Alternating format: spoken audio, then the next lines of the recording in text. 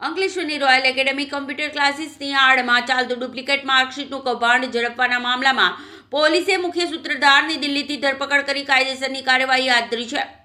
તાજેતરમાં જ અંકલેશ્વરની royal academy computer ક્લાસીસની આડમાં ચાલતું ડુપ્લિકેટ માર્કશીટનું કૌભાંડ સામે આવ્યું હતું, જેમાં પોલીસે જયેશ પ્રજાપતિ નામના આરોપીની ધરપકડ કરી હતી અને ડુપ્લિકેટ માર્કશીટ તેમજ કમ્પ્યુટર મળી કુલ ₹45,000નો મુદ્દામાલ જપ્ત કરાયો હતો. આરોપીઓ માત્ર 15,000માં ડુપ્લિકેટ માર્કશીટ બનાવી આપતા હતા.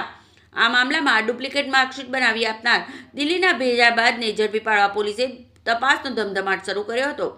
જયેશ પ્રજાપતિ પાસેથી પોલીસે દિલ્હીના ભેજાબાદનો માત્ર મોબાઈલ નંબર જ મળી આવ્યો હતો, જેના આધારે પોલીસે ટેકનિક સર્વેલન્સ શરૂ કરી એક ટીમ દિલ્હી રવાના કરી હતી. જો કે ગુનો દાખલ થયા બાદ આરોપી ચંદન પ્રભાકર પાંડે જૂનો મોબાઈલ નંબર બંધ કરી અંડરગ્રાઉન્ડ થઈ ગયો હતો. ભરૂચ પોલીસની ટીમે દિલ્હીમાં ધામા નાખી આખરે આરોપીની ધરપકડ કરી હતી. પોલીસે તેની પાસેથી પણ 42 અલગ અલગ પ્રમાણપત્રો તેમજ મહાત્મા ગાંધી ઇન્સ્ટિટ્યૂટનો સિક્કો સહિતનો મુદ્દામાલ કબજે કરી કાયદેસરની કાર્યવાહી હાથ ધરી છે. ભરૂચ પોલીસ કે ભરૂચ એસઓજી એટલે કે સ્પેશિયલ ઓપરેશન ગ્રુપના પીઆઈ શ્રી એવી પાણમિયા દ્વારા એક એટીએસના ચાર્ટર મુજબ એક ખૂબ મહત્વની કામગીરી કરવામાં આવે છે. જે કામગીરી અન્વયે તારીખ 13 નવેમ્બર 2025ના રોજ એક એવી માહિતી મળે છે કે અંકલેશ્વરની અંદર રહેલ રોયલ એકેડમી કમ્પ્યુટર ક્લાસીસ કે જ્યાં એક ડુપ્લિકેટ ધોરણ 10 અને 12 તેમજ આઈટીઆઈના સર્ટિફિકેટ અને માર્કશીટ વગેરે બનાવી આપવામાં આવે છે. જેની માહિતી મળતા એસઓજી પીઆઈ શ્રી એવી પાણમિયા દ્વારા ટીમ બનાવી યોગ્ય કાર્યવાહી ચાલુ કરે છે અને જેના અનુસંધાને અંકલેશ્વર જેઆઈડીસી ખાતે એક ગુનો નોંધવામાં આવે છે. જેની મુખ્ય એમઓ એવી હોય છે કે જે રોયલ એકેડમી કમ્પ્યુટર ક્લાસીસની આડમાં એક ગેરકાયદેસર રીતે ધોરણ 10, ધોરણ 12 અને આઈટીઆઈના ડુપ્લિકેટ માર્કશીટ અને સર્ટિફિકેટ મળે છે.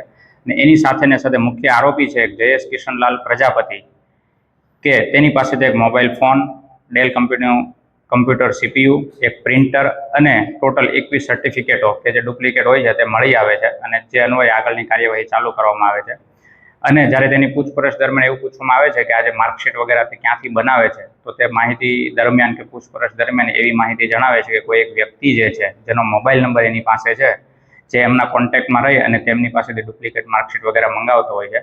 તો એસઓજી પીઆઈ દ્વારા એ નંબરની ઊંડાણપૂર્વક તપાસ કરવામાં આવે છે અને તે તપાસમાં એવું જાણવા મળે છે કે આ જે મુખ્ય આરોપી છે જે હાલ દિલ્હી સ્થિત છે અને ટેકનિકલ સોર્સ અને હ્યુમન સોર્સિસની મદદથી એસઓજી પીઆઈની ટીમ જે છે તે દિલ્હી ખાતે રવાના થાય છે અને દિલ્હી જઈ અને ત્યાં જે મુખ્ય આરોપી છે તેને પકડી પાડવામાં આવે છે, જેનું નામ ચંદનકુમાર પ્રભાકર પાંડે જણાય આવે છે.